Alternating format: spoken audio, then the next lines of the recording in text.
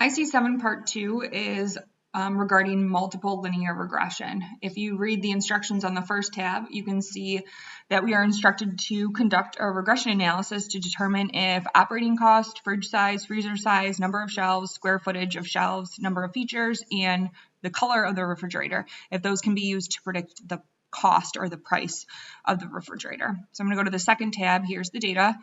So again, we want to be able to predict the price using these attributes. You can see that the color of the refrigerator is text. This is the qualitative data. Excel, the data analysis tool pack, will not accept data that is in text form. So what we're going to do is we're going to use binary encoding to change those text labels to numerical values. If you read the instructions, it said to code white as 1 and then stainless steel as 0. So I'm going to say if the color equals white, then code as a 1. If not, code as a 0. And do not put these in quotes. That's a common mistake that people will make. Again, remember, anything that you're putting in quotes, Excel is going to store as text. And the whole point is to convert this from text to numbers. So we don't want to put quotes around those. So now what we're going to need to do is we're going to need to delete this column. Anytime you have to delete a column, any type of data, oops, way back.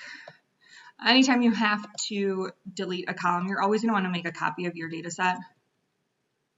It's just a good practice to always keep an original form of your data set. So I'm going to paste it over here, and then we need to delete this column.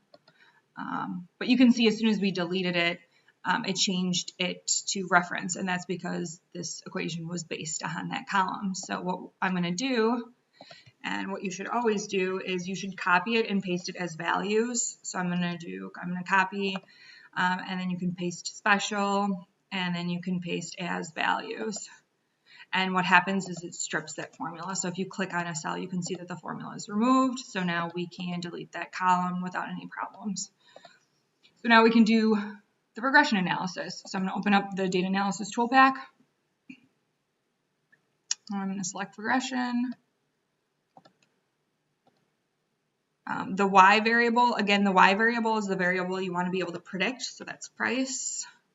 The X variable, we have many. Again, it's multiple regressions. So that's all the variables that we're going to use to predict price. Labels in the first row, and I'm just going to put the output right here. All right. Again, first you do the global test. There's our p-value. You can see that our p-value is less than the alpha of 5%, which was given in the instructions, so we're going to reject. And that means at least one X variable predicts price. It could be that all of them predict price, but we know at least one predicts price. So now we're going to go down to the individual tests, and we're going to see which ones are significant or predictive of price and which, if any, are not. So I'm going to convert these p-values to percentages. Do not look at the p-value for the intercept. That doesn't matter. So if the p-value is less than 5%, then it is significant. So you can see that operating cost, fridge size, freezer size, number of shelves, those are all significant. I color those green. White is also significant. And then the square footage of the shelves and the number of features, those are non-significant. So the analysis is saying those two are not predictive of price. So what you need to do is you have to remove all non-significant variables from the model. You can't use this model if there are non-significant variables. And what we do is we're going to use the method where you remove one variable at a time. So in 2720, we do what's called the stepwise method, which is you only remove one variable at a time. I don't know if you remember in 1720, we taught you two methods, the all at once method, where you remove all non-significant variables at once, and then the stepwise method. In 2720, we only do the stepwise method, and it is the superior method. So how to do that method is you look at the non-significant variables, only the non-significant variables, and you find the one with the greatest p-value, which would be the square footage of shelves. You remove that one, and then you repeat the analysis, and then you keep repeating the analysis until you're only left with significant variables. So I am going to delete shelves square footage. I'm just going to delete that column, and then I'm going to run the analysis again.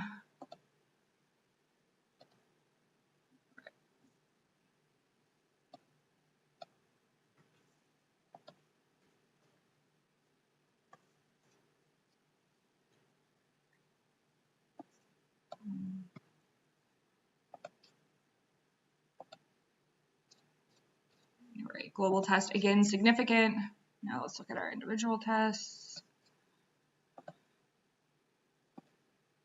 And you can see that they're all significant except for the number of features. So I'm going to remove the number of features. And do the analysis one more time.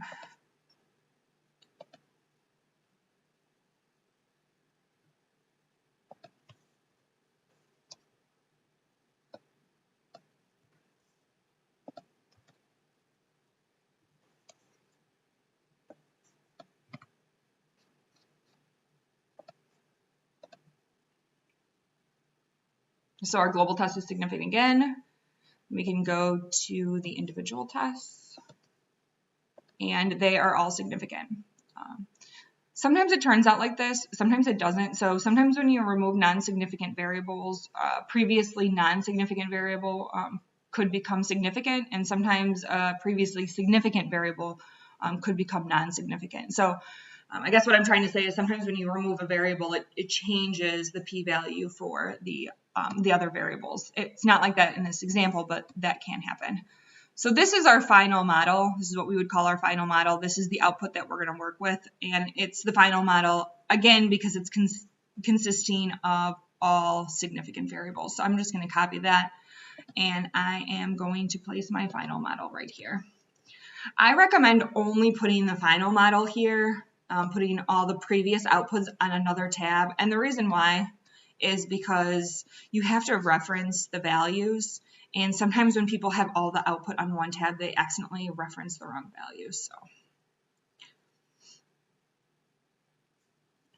all right, so the global test, right? Again, the p-value is right here, and it is less than our alpha of 5%, so we are going to reject. And again, whenever you reject, your conclusion is at least one X variable predicts Y, which is price. Okay, now we have our individual test conclusions. So what's the final conclusion regarding operating costs, and then all of the other attributes. So hopefully you remember from IC 7.1 that for quantitative variables, if your slope is positive, that means there's a positive relationship. So there's a positive relationship between X and Y, so that means increases in X predicts increases in Y. If the slope is negative, that means there is a negative relationship. And that would be increases in X predicts decreases in Y. So you can see that operating cost is negative. It's a negative slope. And so that means increases in operating costs predicts decreases in price. Fridge size. You can see that fridge size, freezer size, and number of shelves, those are all positive slopes. So that means there's a positive relationship between those variables and price. So fridge size, increases in fridge size predicts increases in price. Increases in freezer size also predicts increases in price. The number of shelves, same thing, positive relationship.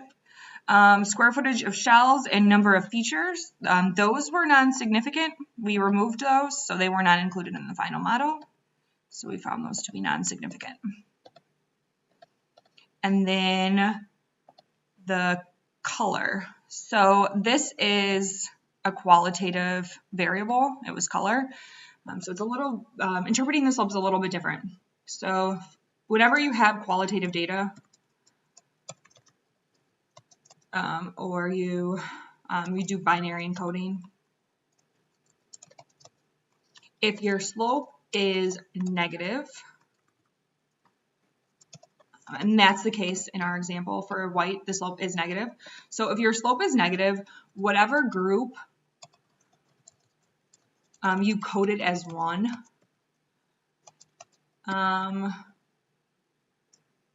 is associated with lower values on the y variable. So that is our example. So again, our slope's negative. So that means whatever group we coded as 1 is associated with lower values on price. So we coded white as 1. So white refrigerators are associated with lower prices. And so that means stainless steel refrigerators are associated with higher prices. And the correct answer would be B. And that's actually a typo. Sorry about that. You can just fix that. It should say stainless steel refrigerators predict increases in price in comparison to white refrigerators. So B would be the correct answer. So what about if the slope is positive?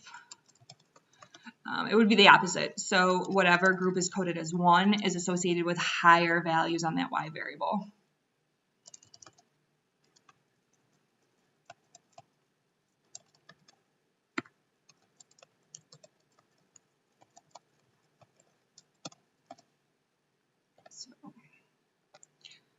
So these are just some notes on how to interpret slopes. All right, so next we can do the coefficient table. So for this table, we're just referencing values from the output. So the intercept, here's the value of the intercept, operating cost,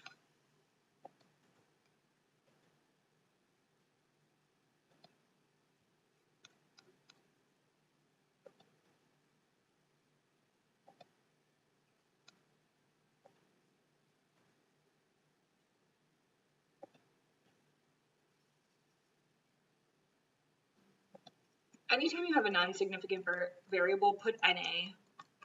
I know in the prep video that he was putting in zeros. You wouldn't want to put in zeros for the p-value because obviously that's not correct. But just put in NA, and the reason why is because I want to know that you know that it's non-significant. Size.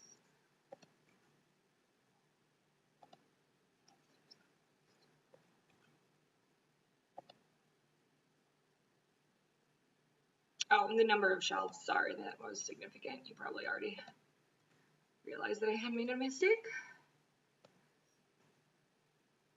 Some number of features. And then color.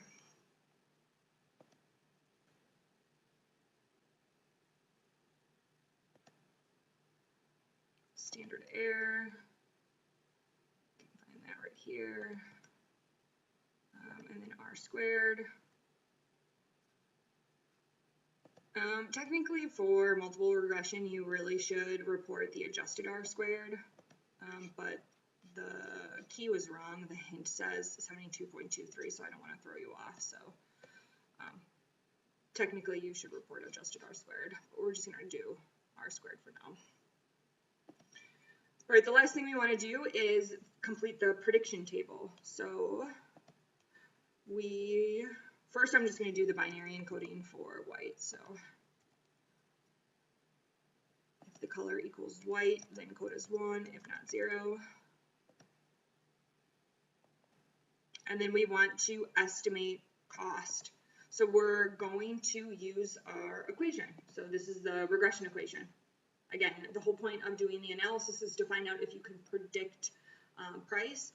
And if so, then we want to use that equation that you can find in the output to do so.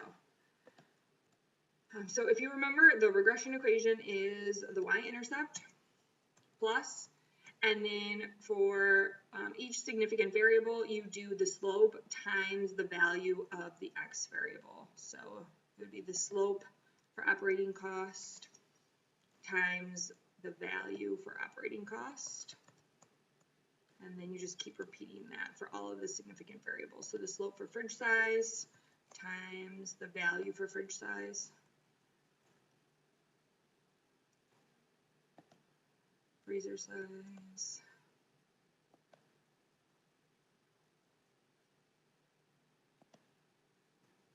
Shelves. And then again, I'm going to leave out the square footage of shelves and number of features because those were not significant.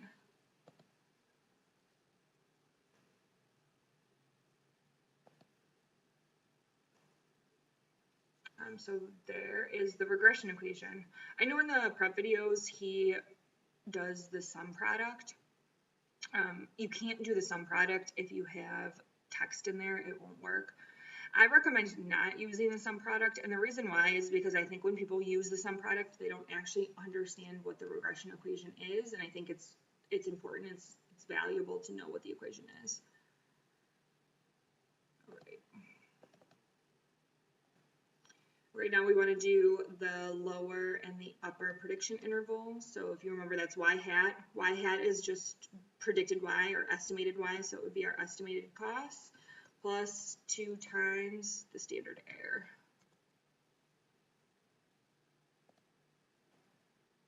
And then the lower is y hat minus 2 times the standard error. The prediction interval is just a interval or range in which we're 95% confident that the actual cost will fall in. So if a refrigerator has all of these attributes, we are 95% confident that the actual price will be between $709 and $1,058. So, and all my hits are right, I just want to make sure. All right, that is the end of tab 1, and in the next video I will do tab 2.